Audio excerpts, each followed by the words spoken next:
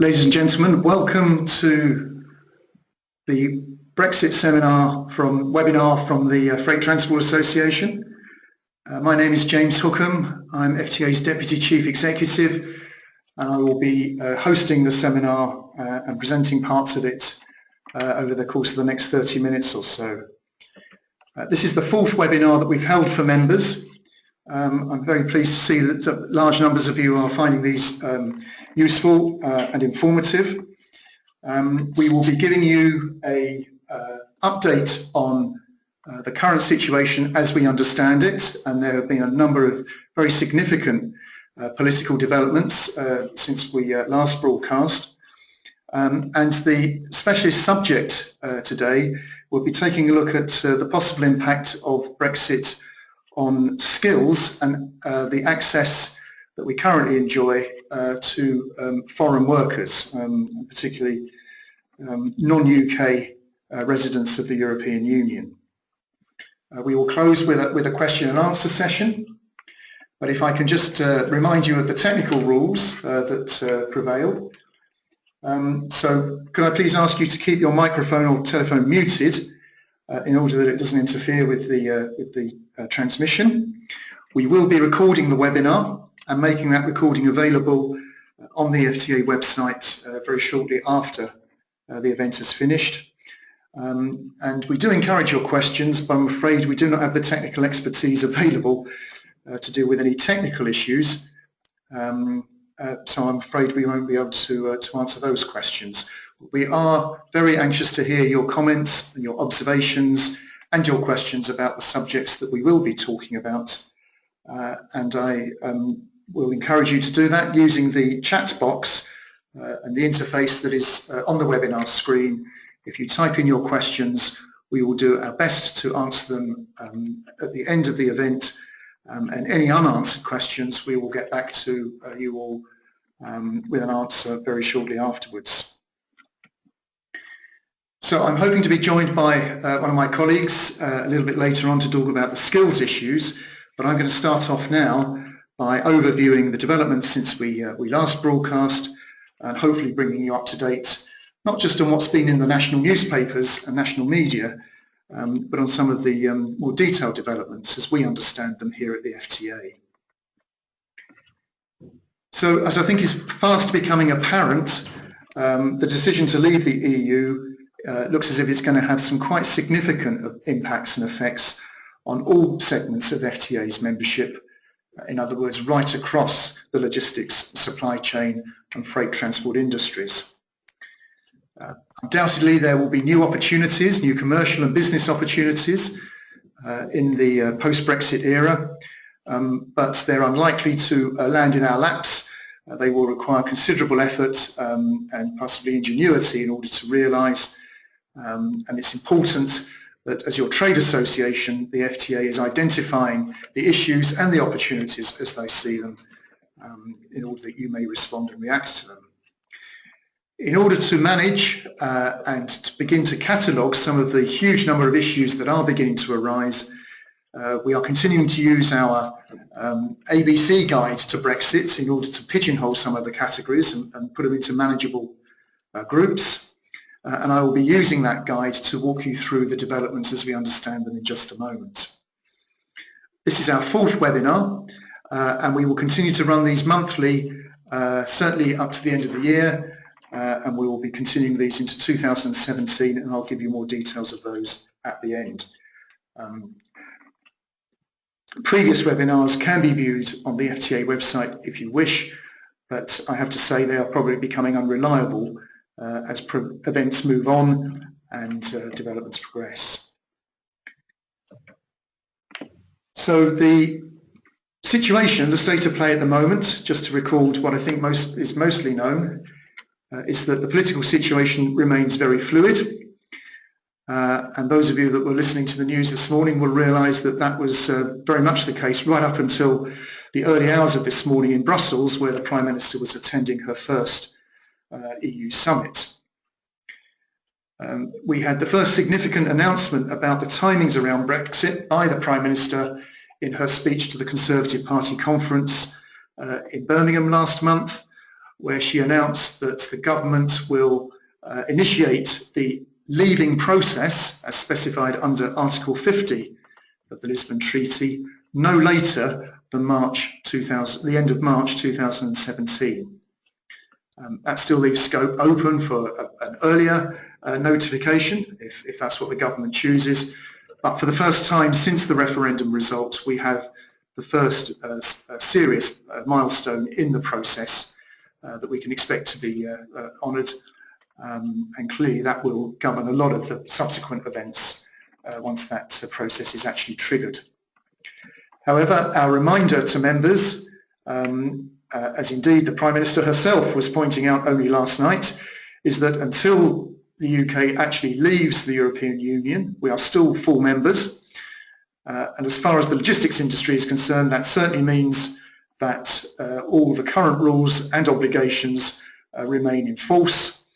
And there have certainly been no changes to any of the requirements and legislation under which we have traditionally operated. So it's important that that is reinforced with staff who may misinterpret the political developments as somehow significant changes in what's required of them. And it's important that actions and decisions are not taken prematurely, because this leaving process is not over until it's over, and that's important for all members to realise. So as I said, FTA is using a alphabetical list of issues, which is currently organising the various topics and issues of concerns around. I think many of you will have seen this before. It's still serving as a fairly reliable catalogue of the issues that we will be needing to deal with as a trade body with its members. And I want to use this list just to briefly resume where we have got to on each of these matters. A selection of them we will go into some greater detail where there are particular developments to report or to anticipate, and I will highlight those as we go through. The first item on the list, access to the single market, remains the core political decision and negotiation that the government needs to conduct as it exits the EU. And I'm sure I don't need to point out the huge range of views as to whether or not this should be a hard Brexit or a soft Brexit, whether the country should simply sever all ties with the European Union, possibly even leaving the European Customs Union early, or whether it should remain somehow engaged under arrangements yet to be negotiated, and perhaps even retain some semblance of membership with the EU. This is still very far from clear. What the Prime Minister has said is that she is not prepared or not contemplating merely enacting one of the existing models that are out there. So whereas we have speculated in the past that Britain could become the next Norway or Switzerland or even Turkey, the Prime Minister has made it clear that the United Kingdom will negotiate its own unique terms of access to the single market, and she will not be relying on any of the models that have gone before. I think for the logistics industry, that means that the final details of access to the single market won't be known until quite late in the negotiating process, which comes with its own challenges and frustrations, but perhaps does leave the door open to negotiate something more closely aligned with British needs, and gives us an opportunity as a trade body to play a role in influencing that. So I think this will remain the biggest single issue that we need to watch and to monitor and to understand, even though it may be some time before there is any real great detail we can attach to that. B is for border controls in our list, and this particularly is a reminder to us to make sure that we attend to issues around the border with the European Union once we leave the single market. And in particular, I think this is going to play out in the context of Calais, and we saw again as recently overnight further announcements, further statements by influential French politicians declaring their intent that were they to be elected President of France in the elections next year, they will be looking for the repatriation of the juxtaposed controls, the fact that UK border agency officials conduct passport and immigration controls and indeed vehicle screening checks in Calais on French territory. Politicians in France are expecting those controls to be repatriated to the UK. Major concerns around that if it happens. Clearly it would significantly disrupt the frequency of cross-channel traffic. Sailings and shuttle trains would probably only depart from France at a frequency by which their vehicles on board them could be processed through repatriated border controls, and that would be at a significantly reduced rate to what it is now. Plus the very practical effect that there physically isn't the space to accommodate the border controls in the present layout of either the Port of Dover or the Channel Tunnel Terminal at Folkestone, and major reconstruction work would be needed to do that. So this is a big issue with important practical consequences for the transport industry, and therefore one we need to carefully monitor. We are aware that possibly as early as Monday of next week, the French government will, however, be commencing its promise to begin closing down the jungle encampment at Calais and to begin processing the 10,000 or so migrants that are encamped there through its own asylum process and procedures. The current President of France, François Hollande, has committed to that and is committed to doing it in a timescale that could see the complete closure and eradication of the camp before the French presidential elections get underway. Let's hope so, because it clearly will otherwise be a major political issue that we will need to deal with going forward. C is for customs, and this is our placeholder for the very important negotiations that we will need to understand and indeed hopefully influence as the UK begins to negotiate its new trade deals with new markets right across the world. There is a lot of talk about reliance on what kind of trade rules we will use. The World Trade Organization has rules. There are other possible trade deals that we could seek to emulate. But for international exports and indeed imports, this is a major unknown area, very important one that we keep on top of. I can report to members that as officials and civil servants are being appointed to the new government departments of international trade that will be responsible for this, then FTA staff are making contact, identifying themselves to these officials and hoping to commence a close cooperation with the negotiations that will take place in future. D is for domestic legislation. We know a little bit more about the way in which the current tranche of European-based legislation in this country will be transposed into UK law, and I will come back and say a little bit more about that in just a moment.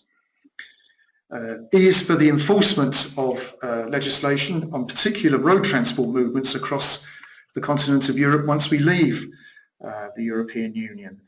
I'm sure many of you are experiencing from time to time, shall we say, discretionary enforcement particularly on British shipments because of different ways in which apparently European standards and norms are interpreted by different enforcement agencies.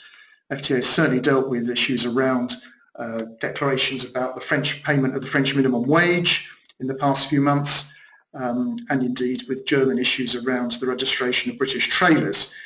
And that's when we're in the single European market. One can expect this to be a major area of contention once we leave, and therefore it's very firmly signposted on our list of issues to deal with. We won't know too much more about that until all the negotiations are completed, but it's an important factor for us. Because Brexit is thought to be costing the government quite a lot of money, we thought we'd better make sure that we don't forget about fuel duty. Fuel duty is often an easy go-to place for the government to raise extra cash very quickly, and it's obviously a long-standing issue for members and for the FTA. So F is for fuel duty. We'll probably find out if this is going to be an issue for us when the Chancellor of the Exchequer delivers his autumn statement on the 23rd of November. And if he doesn't give us any indication then, he may well be saving up a surprise for us in his spring budget. But however, having said that, we're not picking up any particular noises around fuel duty at the moment. We continue to be engaged very heavily with the Fair Fuel UK campaign, and they are certainly ensuring that the significance and importance of fuel duty is not lost either on the current Treasury ministers or on parliamentary MPs. G is for global markets, which is all about the capacity of our ports to cope with the very significant challenges around the container shipping market at the moment. If the UK is to become a global trading nation, as is the government's hope, it is vitally important they recognise the need to achieve continued investment in the capability of our ports and in their inland connections, their road and rail connections, and that is an important point for us going forward. And exactly the same arguments apply around the need for the nation to have a world-class airport hub, and hence H is for Heathrow in our list as our preferred choice at the outcome of the current review of airport capacity in the southeast of England.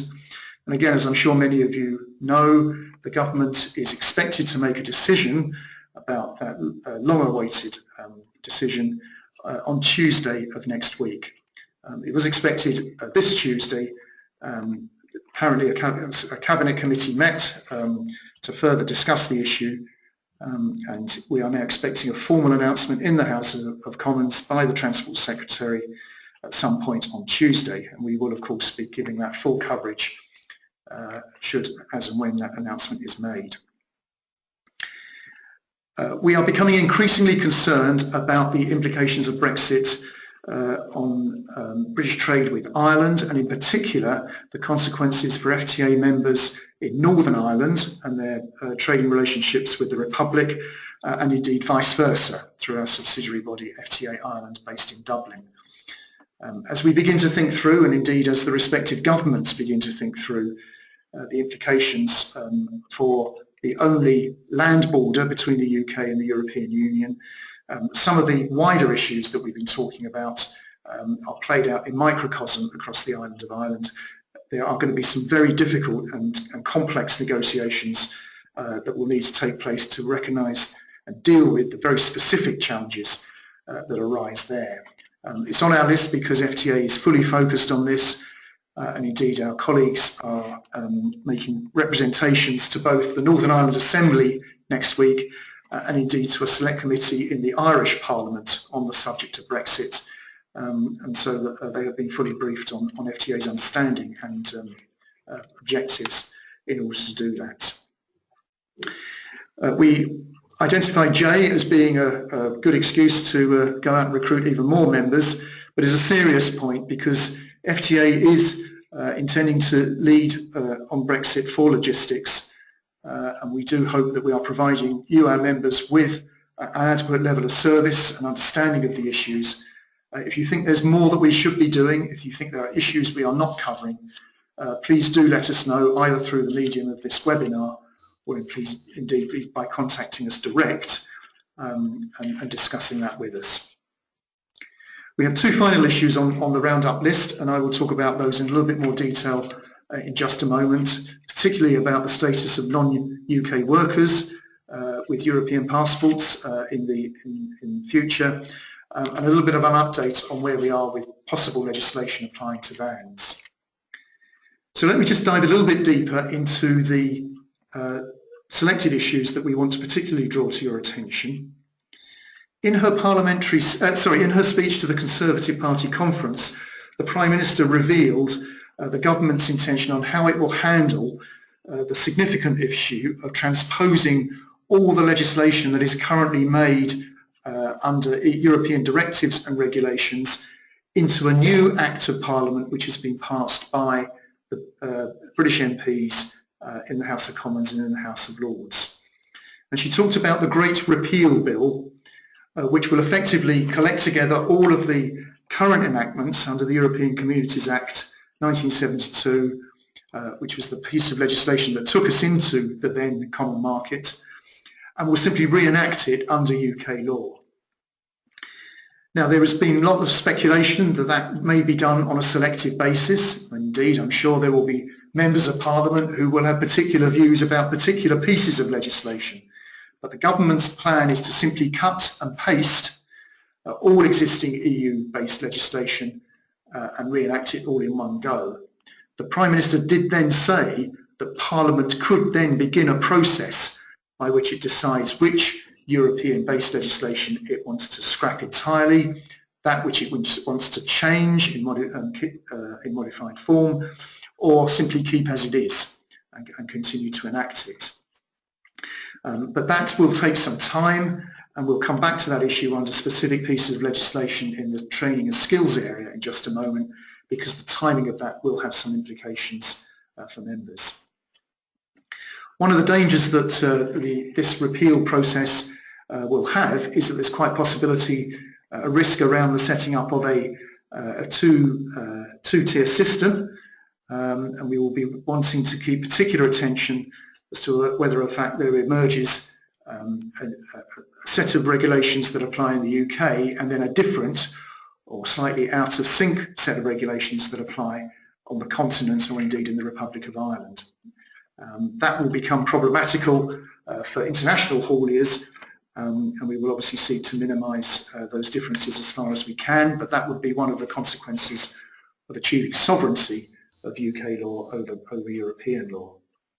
Not everything is up for grabs though. There will be some requirements that are enacted under different arrangements, different treaties. The driver's hours rules, for example, are made under a different set of basis, the AETR rules, rather than strictly under a European directive alone.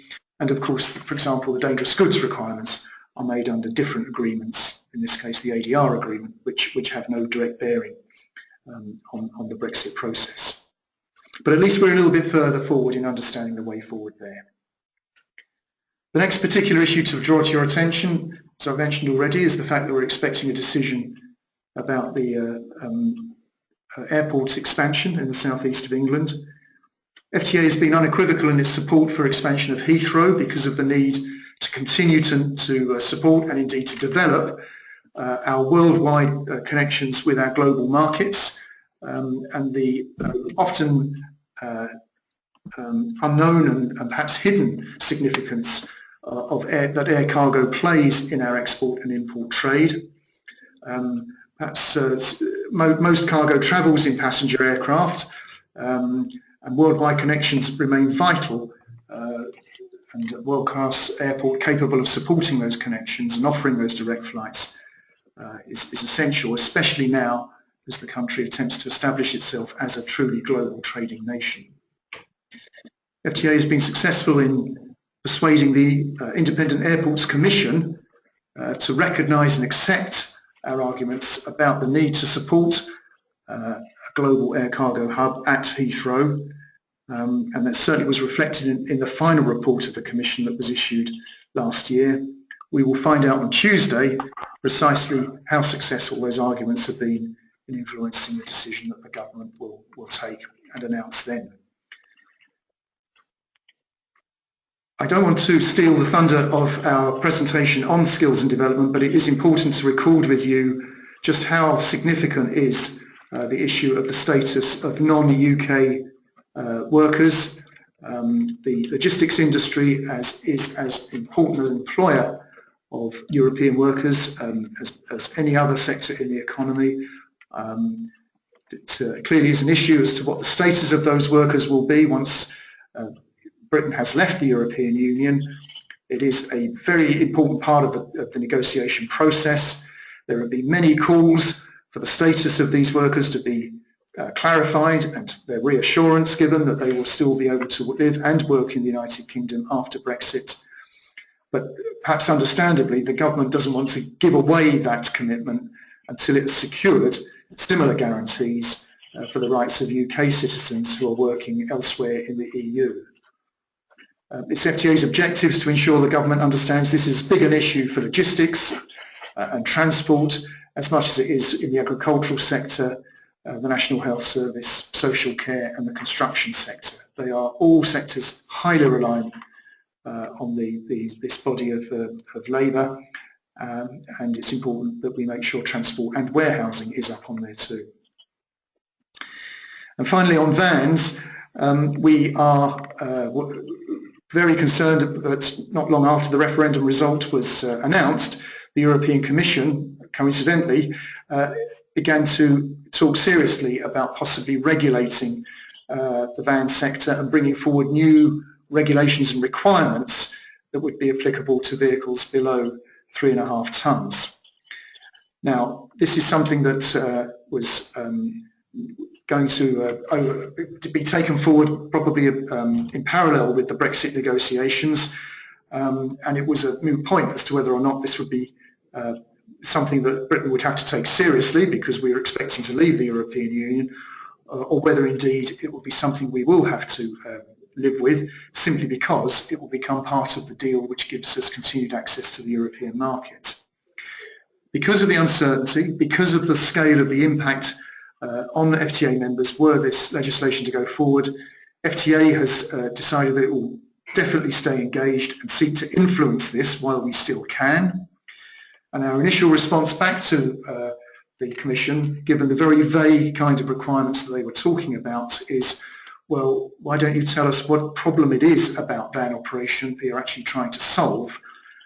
Because it was very unclear what it was that you were trying to achieve by this new legislation. And indeed, the Commission seems to be admitting in its latest statements it doesn't seem to have the evidence that it needs to proceed with these requirements, and that perhaps suggests it rather has conceded the point that it wasn't exactly clear as to what it was trying to achieve. That doesn't mean to say the requirements have gone away, but it does mean to say that the Commission is still thinking about this, and we remain very close to this subject because of the scale of the impact that it will have, and of course the complications it will add to the timing of when it will apply in the UK, if at all. So that brings me to the end of our update on the issues that we see affecting Brexit at this stage. Our frustration is, of course, we haven't got a huge amount of detail to be able to give you, but we are sharing with you that which we know, and we will continue to provide and update these topics as more information becomes available and broadcast those through our continuing webinars. I'm going to hand over now to my colleague Sally Gilson, who is our Manager for Skills Policy Development, and who's going to cover off in some greater detail some of the issues we see arising around skills development issues from Brexit. Over to you, Sally. Thank you, James. Okay. Before assessing the Brexit effects, it's useful to review the current skills issues within the UK. The latest research shows that we have a HGV driver shortage of 35,000. We still have an age profile issue with only 2% of drivers aged under 25 and the average age of a driver at 48. Add to this the number that will be looking to retire over the next couple of years, with 21,000 drivers aged 65 and over.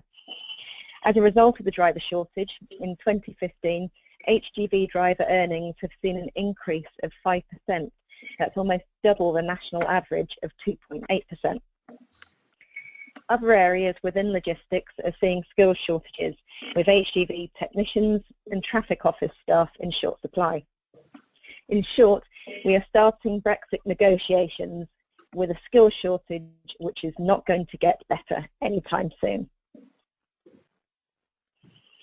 So what has the EU done for skills? The EU funding that seems to be overlooked is the European Social Fund, which incorporates the Youth Employment Initiative. The funding for 2014 to 2020 has already been allocated, and you will see from the numbers that these are not small amounts.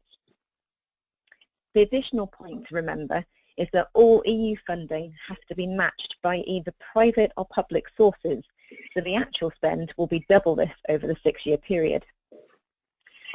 In the case of England, to add a little perspective, although the 2.5 billion sum is a significant amount of money, to add some context to this, the adult skills budget for 2013-14 was 2,475 million, and the Department for Work and Pension spend on employment programmes was 1,037 million, all for the same year. However, this is all money that will need to be found from alternative sources post-Brexit. And although the devolved countries have sought to have these funds insured going forward, is that the EU amount or the value including the match funding? That we don't know.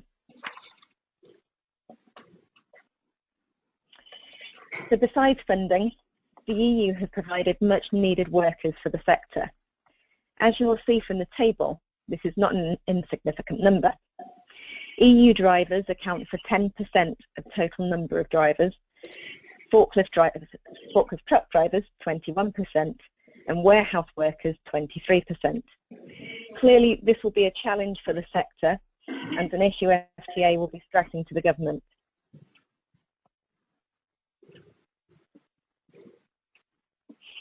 So what are the options available to government post-Brexit? Could we use it to help skill shortages by focusing the immigration on employers' needs? These are the main options available. Well, I think we know from the comments already made that freedom of movement is a red line and not an option within this negotiation. So what about the points-based system, where government decide who is required? Boris Johnson appeared to be a favourite of this. However, even Australia are moving away from this, with only 15% of people entering the country this way. They have now moved to a more employer-based system. So what about the work permit system? This would mean an offer of free movement to self-sufficient people, so tourists, students, pensioners, etc. But it would be accompanied by a proposal of a work permit where the caps are decided by business, therefore led by skill shortages. The restricting free movement, this could mean a system in place whereby if an EU national comes to the UK, then they would have a limited amount of time to find employment. If they fail to find employment, they would have to leave the UK. The emergency brake is fairly self-explanatory, but would require constant analysis of the UK's needs and would surely have implications for UK nationals within the EU if we go for that option.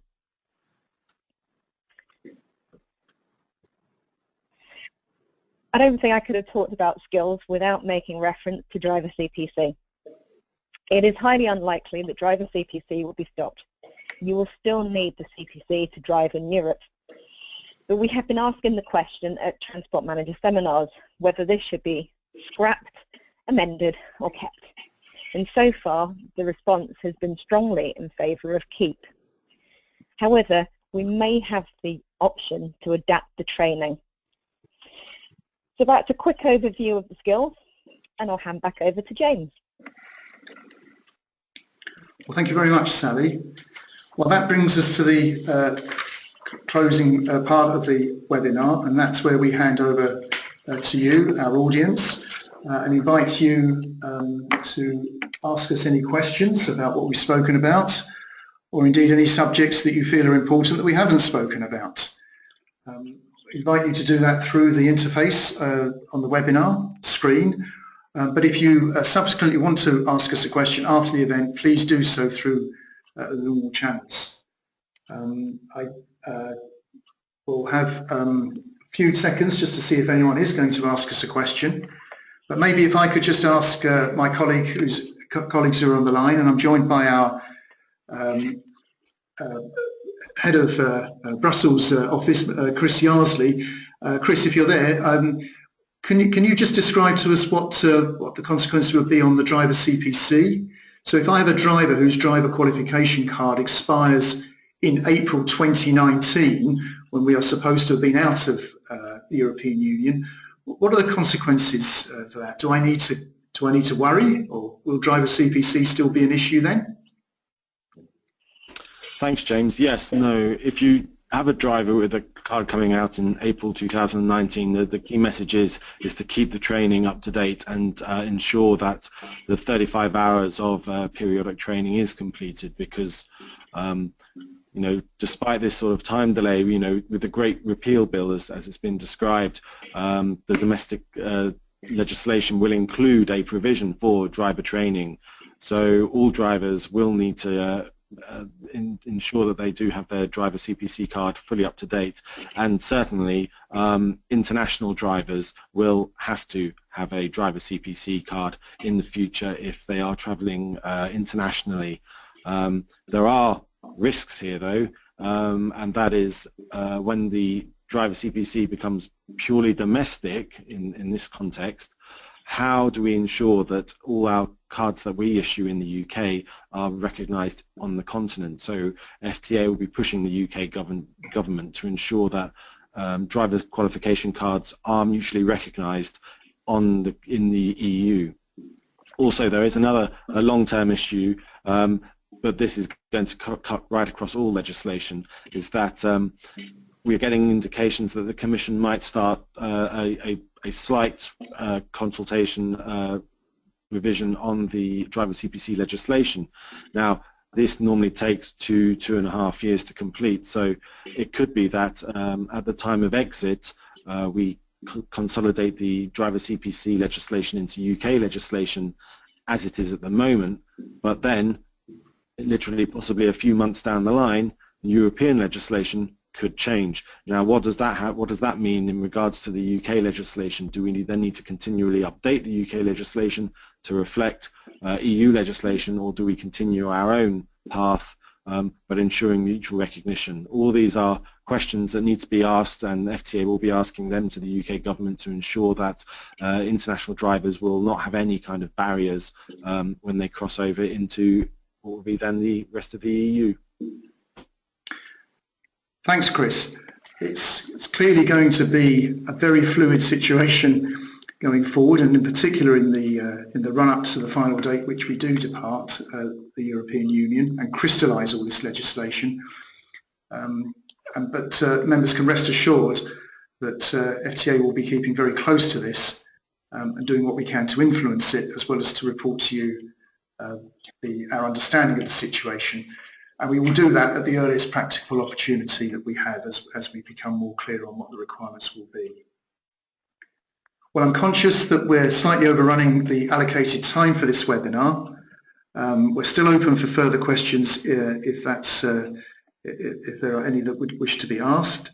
So please do make those questions, send those questions to us. Whilst I'm waiting though, I will just remind you of future dates when we'll be updating this information and bringing you any further developments. We have our next webinar scheduled for Tuesday the 22nd of November and a further one before Christmas on Tuesday the 13th of December.